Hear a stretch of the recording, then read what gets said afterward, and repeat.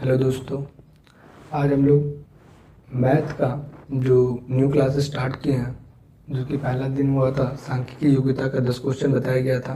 आज उसी को आगे बढ़ाते हैं और 11 से 20 क्वेश्चन तक इसमें देखते हैं। तो आइए स्टार्ट करते हैं। तो ये रहा बोर्ड पे पहला क्वेश्चन 11 नंबर। दिखने में तो बहुत ही आसान है ये क्वेश्चन, लेकिन कैसे इसमें कोई गलती होता है इसको ध्यान देते हैं। जैसे कि यहाँ पर देखते हैं क्या कि 31 एकम इसको हम लोग काटते हैं, तो ये कटने के बाद 1 1 1 0 1 ऐसे आ जाता है, जबकि ये पूरी तरह से गलत है, क्योंकि हम लोग जान रहे हैं कि ये इससे डिवाइड हो रहा है। तो डिवाइड हो रहा है मतलब इस प्रकार का।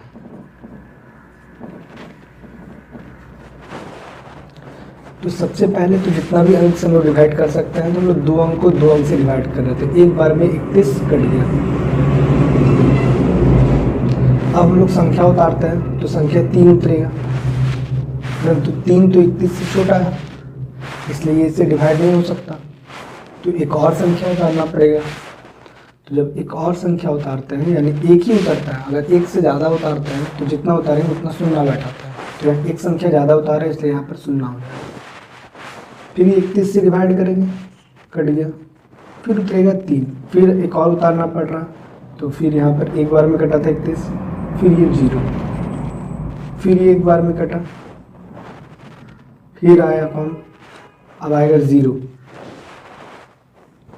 तो ये नहीं हुआ, 3 अभी भी नहीं हुआ। तो यहाँ पर 2 अंक उतारे थे, एक शून्य बैठ चुका है, एक और अंक उतारे, एक और शून्य बैठेगा, और 31 से कम 31। तो ये इसका आंसर हो जाएगा। आंसर को चेक करने के लिए इसको मल्टीप्लाई करके देख सकते हैं कि ये आ रहा है कि नहीं। अगर आ रहा है तो मैं आंसर सही है। बस इसमें यही ध्यान रखना है कि जब भी ये संख्या को किसी भी संख्या से डिवाइड करते हैं, तो पहला बार तो एक संख्या, 2 संख्या, 3 संख्या जितना भी ले सकते हैं, लेकिन उसके बाद से हर बार एक संख्या को उतारते हैं। परंतु अगर एक संख्या उससे छोटा हो जाती है, तो फिर दूसरी संख्या को उतारते हैं, तो हमें एक शून्य बैठाना पड़ता है। अगर 3 संख्या उतारनी पड़ती तो 2 शून्य बैठाना पड़ता है। ऐसे करके ये बनाते हैं। समझ आ गया होगा। आगे बढ़ते हैं। बोर्ड पे नजर आ रहा 12 नंबर, जिसमें कि मल्टीप्लाई है। तो मल्टीप्लाई तो आसान है, बस इसमें दशमलव है, इसलिए क्वेश्चन इसका भी बता दे रहे हैं कि कैसे मल्टीप्लाई करने के बाद पॉइंट को कहाँ बैठाते हैं। तो सिंपल इसको पहले मैंने पॉइंट को छोड़ देता है, यानी कि 40 को हम लोग कर देते हैं 4007, आई हो जाएगा 143।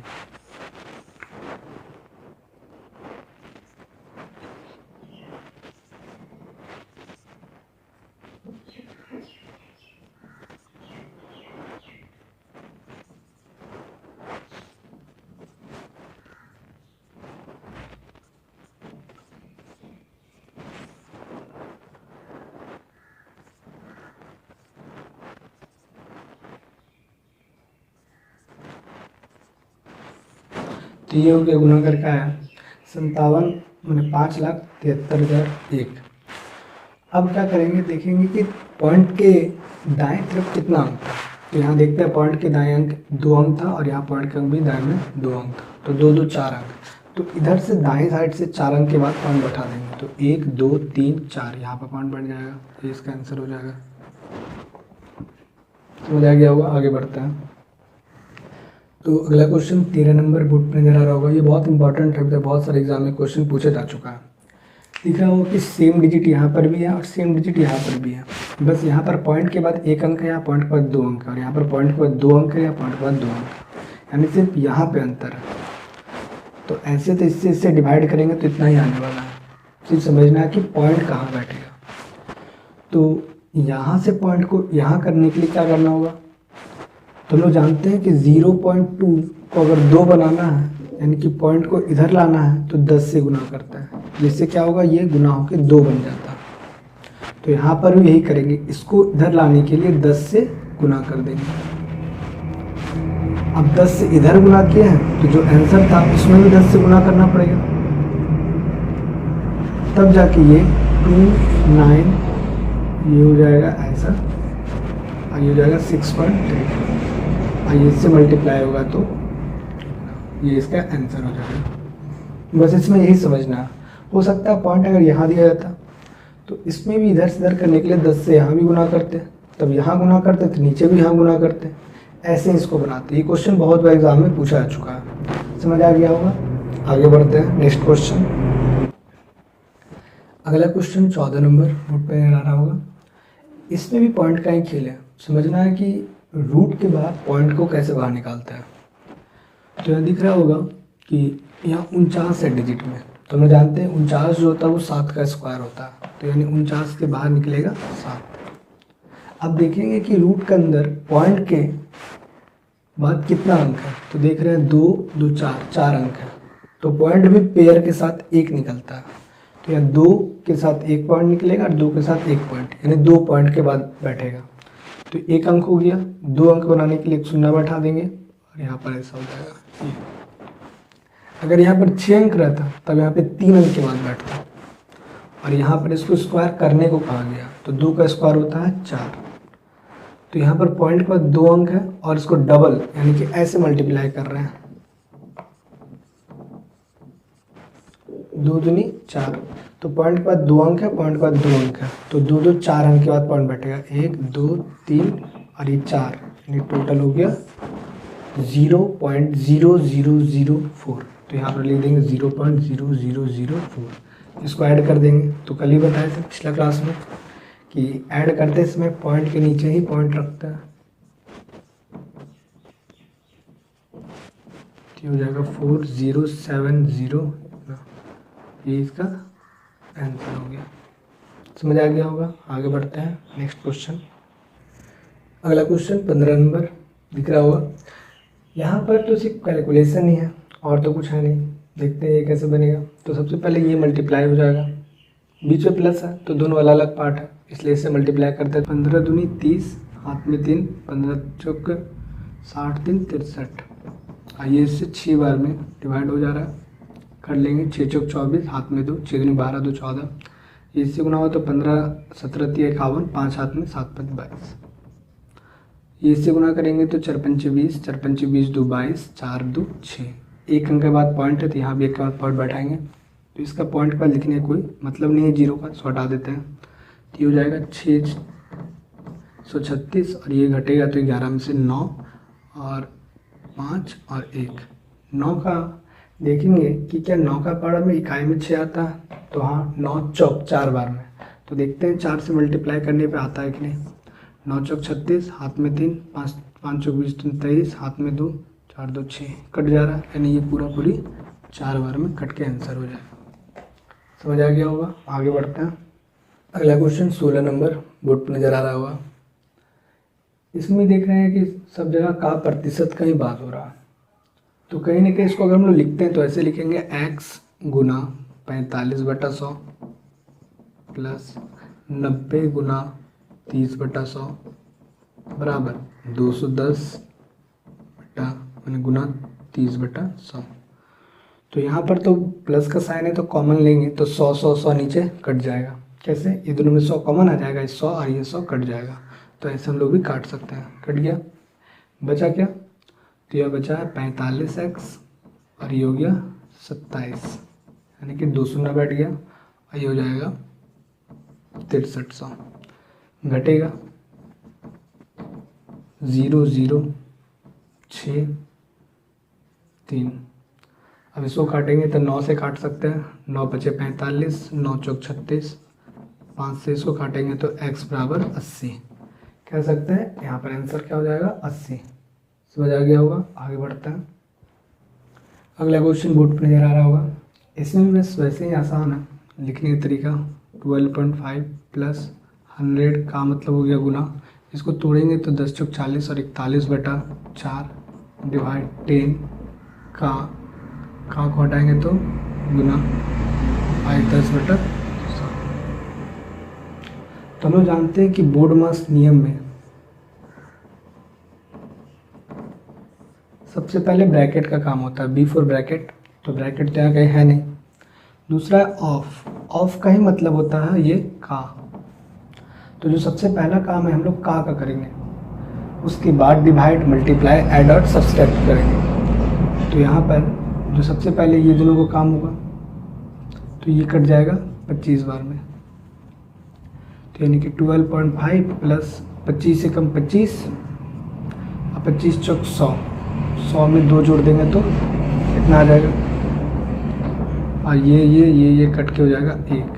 अब डिवाइड करेंगे तो हो जाएगा 12.5 प्लस 1 से डिवाइड करने से इतना ही आएगा, और ऐड कर देंगे तो ये हो जाएगा 0 पॉइंट के बाद बैठेगा 5 और 2 7, 2 और 1 3, 0 1, ये इसका आंसर हो जाएगा। समझ आ गया होगा।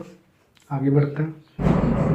अगला क्वेश्चन देखिए, समझ आ रहा होगा। इसमें जो रूट यानी वर्गमूल निकालना, तो ये तो छोटा डिजिट है जो कि हम लोग जानते हैं, इसका 13 होता है।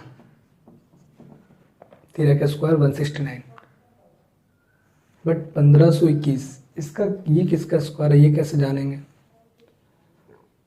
तो एक तरीका है कि इसका फैक्टर करके,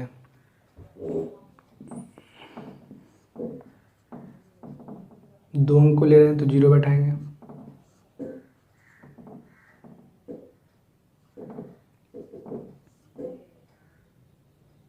तो यहाँ दिख रहा होगा ये किससे आएगा 13 से।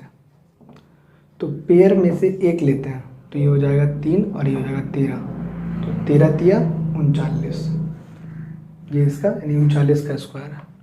लेकिन संख्या जब और बड़ी होती है और जब वो फैक्टराइज नहीं होता तब एक तरीका होता है जो कि इस प्रकार का बनाते हैं, उसको भी समझाते हैं। पहले इसको कंप्लीट करते हैं, उसको समझाते हैं कैसे उसमें निकाला जाता है।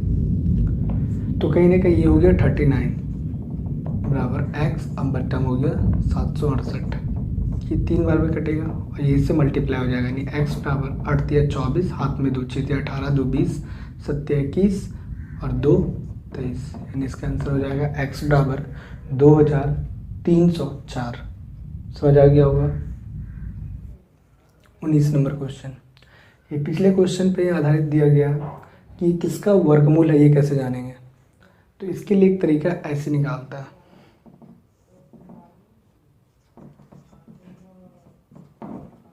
सबसे पहला काम कि दाएं तरफ से 2 का माने कि पेयर बनाते हैं, तो ये 1 2 और ये सिंगल रह गया तो उसको छोड़ देता है, तो ये पेयर बन गया।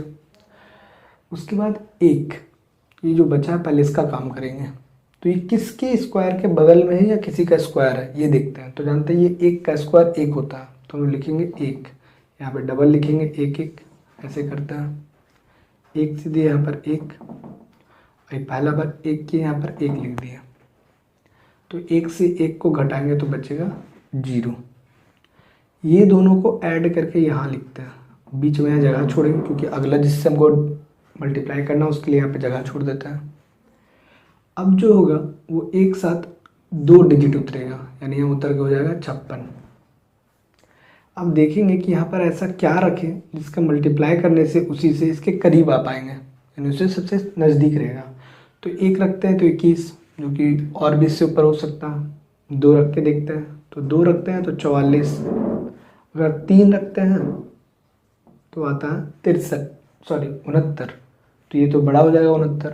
इसका मतलब हम लोग क्या चीज़ से करेंगे 2 से, तो ये हो जाएगा 44। दूसरा 2 से दिए, 6 में से 4 जाएगा तो 2, 5 में से 4 जाए तो 1, यानी 12 बचा।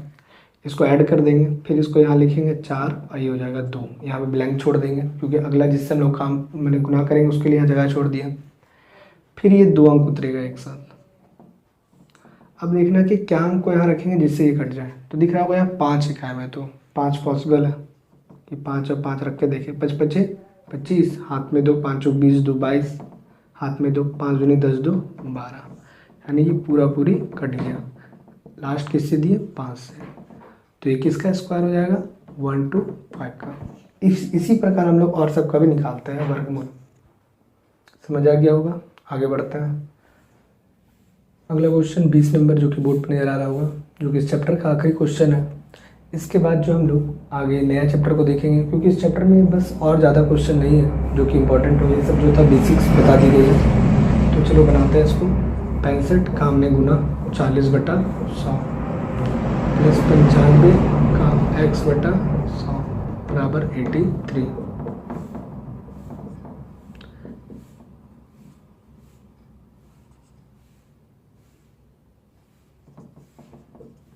13 दूनी 26,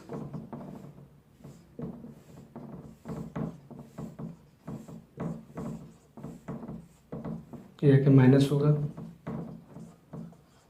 83 में 26 घटाएंगे तो आएगा 57, 19 दिया 57, यानी कि 60 इसका आंसर हो जाएगा।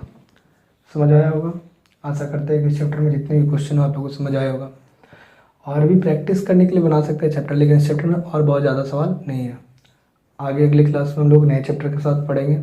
तब तक के लिए मिलते हैं बाद में। Bye bye.